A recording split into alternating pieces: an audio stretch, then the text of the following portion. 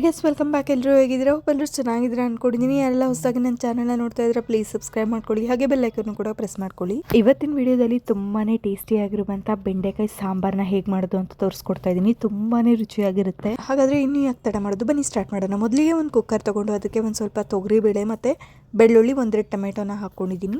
ನೀವು ಬೇಕಿದ್ದಲ್ಲಿ ಹೆಸರು ಬೇಳೆನೂ ಕೂಡ ಸೇರಿಸ್ಕೋಬಹುದು. ಎಲ್ಲ ಬೇಳೆಗಳನ್ನು ಕೂಡ ಮಿಕ್ಸ್ ಮಾಡಿ ಕೂಡ ಮಾಡ್ಕೋಬಹುದು. ನಾನಿಲ್ಲಿ ಒಂದು ಬೇಳೆನ ಮಾತ್ರ ಬಳಸ್ಕೊಂಡು ಮಾಡ್ತಾ ಇದ್ದೀನಿ. ನಂತರ 1.5 ಲೋಟ ಆಗೋಷ್ಟು ನೀರನ್ನ ಆಡ್ ಮಾಡ್ಕೊಂಡು ಕುಕ್ಕರ್ ಲಿಡ್ನ ಕ್ಲೋಸ್ ಮಾಡ್ಕೊಳ್ತಾ ಇದ್ದೀನಿ.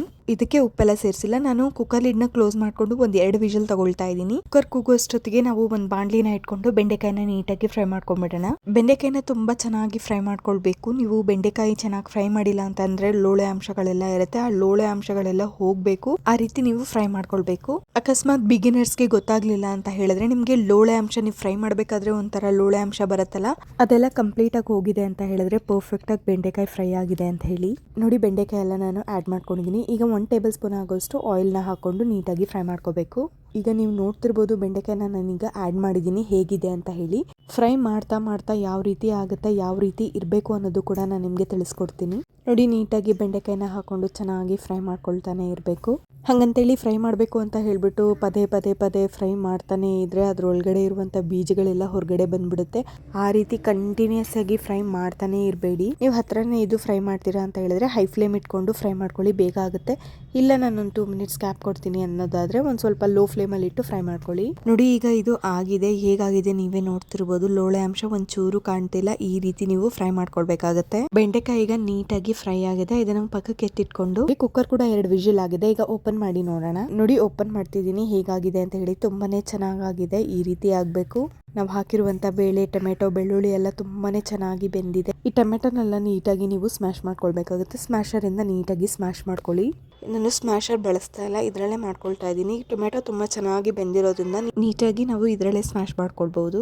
ಕುಕ್ಕರ್ ಅಲ್ಲಿ ಇರುವಂತದನ್ನ ಬೇರೆ ಪಾತ್ರೆಗೆ ಶಿಫ್ಟ್ ಮಾಡ್ಕೊಂಡು ಅದೇ ಕುಕ್ಕರ್ಗೆ ನಾನೀಗ ಒಗ್ಗರಣೆನ ಮಾಡ್ಕೊಳ್ತಾ ಇದ್ದೀನಿ. ಮೊದಲಿಗೆ ನಾನಿಲ್ಲಿ ಒಂದ್ ಸ್ವಲ್ಪ ಆಯಿಲ್ ಅನ್ನ ಸೇರಿಸ್ಕೊಳ್ತಾ ಇದ್ದೀನಿ. ಆಯಿಲ್ ಕಾದ್ಮೇಲೆ ಒಂದ್ ಸ್ವಲ್ಪ ಸಾಸಿವೆ ಮತ್ತೆ ಜೀರಿಗೆನ ಸೇರಿಸ್ಕೊಳ್ತಾ ಇದ್ದೀನಿ. ಹಾಗೆ ಒಂದ್ ಸ್ವಲ್ಪ ಕರಿಬೇವಿನ ಸೊಪ್ಪನ್ನ ಸಹ ಸೇರಿಸ್ಕೊಂಡು ನಾನಿಲ್ಲಿ ಒಂದು ಈರುಳ್ಳಿನ ಕಟ್ ಮಾಡಿ ಇಟ್ಕೊಂಡಿದ್ದೀನಿ. ಅದನ್ನು ಕೂಡ ಆಡ್ ಮಾಡ್ಕೊಳ್ತಾ ಇದ್ದೀನಿ. ನೀಟಾಗಿ ಫ್ರೈ ಮಾಡ್ಕೊಳ್ಬೇಕಾಗತ್ತೆ. ಆನಿಯನ್ ಟ್ರಾನ್ಸ್ಪರೆಂಟ್ ಆಗೋವರೆಗೂ ನೀವು ನೀಟಾಗಿ ಫ್ರೈ ಮಾಡ್ಕೊಳ್ಬೇಕಾಗತ್ತೆ.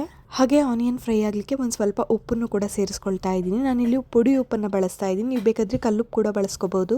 ಸೇರಿಸ್ಕೊಂಡು ನೀಟಾಗಿ ಫ್ರೈ ಮಾಡ್ಕೊಳ್ಳಿ. ನಂತರ ನಾನು ಆಗ್ಲೇ ಹುರಿದಿಟ್ಕೊಂಡಿದ್ನಲ್ಲ ಬೆಂಡೆಕಾಯಿನ, ಅದನ್ನು ಕೂಡ ನಾನೀಗ ಆಡ್ ಮಾಡ್ಕೊಳ್ತಾ ಇದ್ದೀನಿ. ನಾವಾಗ್ಲೇ ಬೆಂಡೆಕಾಯಿನ ಫ್ರೈ ಮಾಡಿ ಇಟ್ಕೊಂಡಿದ್ವಲ್ಲ, ಅದನ್ನ ಈ ಟೈಮಲ್ಲಿ ನಾನು ಆಡ್ ಮಾಡ್ಕೊಳ್ತಾ ಇದ್ದೀನಿ. ಆಡ್ ಮಾಡ್ಕೊಂಡು ನೀಟಾಗಿ ಒಂದ್ ಮಿಕ್ಸ್ ಕೊಡ್ಬೇಕು. ಇದನ್ನ ಜಾಸ್ತಿ ಫ್ರೈ ಮಾಡ್ಕೊಳ್ಳುವಂತ ಅವಶ್ಯಕತೆ ಏನಿಲ್ಲ. ನಾವಾಗ್ಲೇ ಫ್ರೈ ಮಾಡಿ ಇಟ್ಕೊಂಡಿದೀವಲ್ವಾ, ಜಸ್ಟ್ ಮಿಕ್ಸ್ ಮಾಡ್ಕೊಂಡ್ರೆ ಸಾಕಾಗುತ್ತೆ. ನಂತರ ಬೇಳೆ, ಟೊಮೆಟೊನ ಸ್ಮ್ಯಾಶ್ ಮಾಡಿ ಇಟ್ಕೊಂಡಿದ್ವಲ್ಲ, ಅದನ್ನು ಕೂಡ ನಾನು ಈ ಟೈಮಲ್ಲಿ ಆಡ್ ಮಾಡ್ಕೊಳ್ತಾ ಇದ್ದೀನಿ.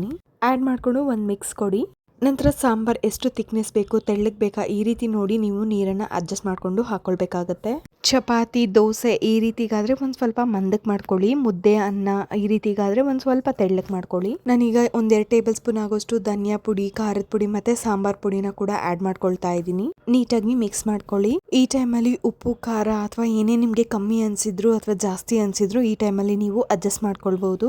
ನೀವೇನಾದ್ರೂ ಹುಳಿ ಬೇಕು ಸಾಂಬಾರಲ್ಲಿ ಅಂತ ಹೇಳಿದ್ರು ಈ ಟೈಮಲ್ಲಿ ಒಂದ್ ಸ್ವಲ್ಪ ಹುಣಸೆ ಹಣ್ಣಿನ ರಸನ ಹಿಂಡ್ಕೊಂಡು ಹಾಕೊಳ್ಬಹುದು. ನಾನು ಇಲ್ಲಿ ಹುಣಸೆ ಹಣ್ಣನ್ನ ಬಳಸ್ತಾ ಇಲ್ಲ. ಯಾಕೆ ಅಂತ ಹೇಳಿದ್ರೆ ನಾನು ಹುಳಿ ಟೊಮೊಟೊನ ತಗೊಂಡಿರೋದ್ರಿಂದ ಅದೇ ತುಂಬಾನೇ ಹುಳಿ ಕೊಡುತ್ತೆ. ಸೊ ಹಾಗಾಗಿ ಹುಣಸೆ ಹಣ್ಣನ್ನ ನಾನು ಇಲ್ಲಿ ಸ್ಕಿಪ್ ಮಾಡ್ತಾ ಇದ್ದೀನಿ. ನೋಡಿ, ಇದೆಲ್ಲ ಆಗಿರೋದ್ರಿಂದ 1-2 ಕುದಿ ಬಂದ್ರೆ ತುಂಬಾನೇ ಪರ್ಫೆಕ್ಟ್ ಆಗಿ ಆಗ್ಬಿಡುತ್ತೆ. ತುಂಬಾನೇ ಟೇಸ್ಟಿ ಆಗಿರುತ್ತೆ. ಅನ್ನ, ಮುದ್ದೆ ಇದಕ್ಕೆಲ್ಲ ಬೆಸ್ಟ್ ಕಾಂಬಿನೇಷನ್ ಅಂತಾನೆ ಹೇಳ್ಬೋದು. ಲಾಸ್ಟ್ ಅಲ್ಲಿ ಒಂದ್ ಸ್ವಲ್ಪ ಕೊತ್ತಂಬರಿ ಸೊಪ್ಪನ್ನ ಹಾಕೊಂಡ್ಬಿಟ್ರೆ ತುಂಬಾನೇ ರುಚಿಯಾಗಿರುವಂತ ಬೆಂಡೆಕಾಯಿ ಸಾಂಬಾರ್ ರೆಡಿ ಆಗ್ಬಿಡುತ್ತೆ. ಇದೇ ತರದ ಸಿಂಪಲ್ ರೆಸಿಪೀಸ್ಗಾಗಿ ನನ್ನ ಚಾನೆಲ್ ನ ಸಪೋರ್ಟ್ ಮಾಡೋದನ್ನ ಮರಿಬೇಡಿ.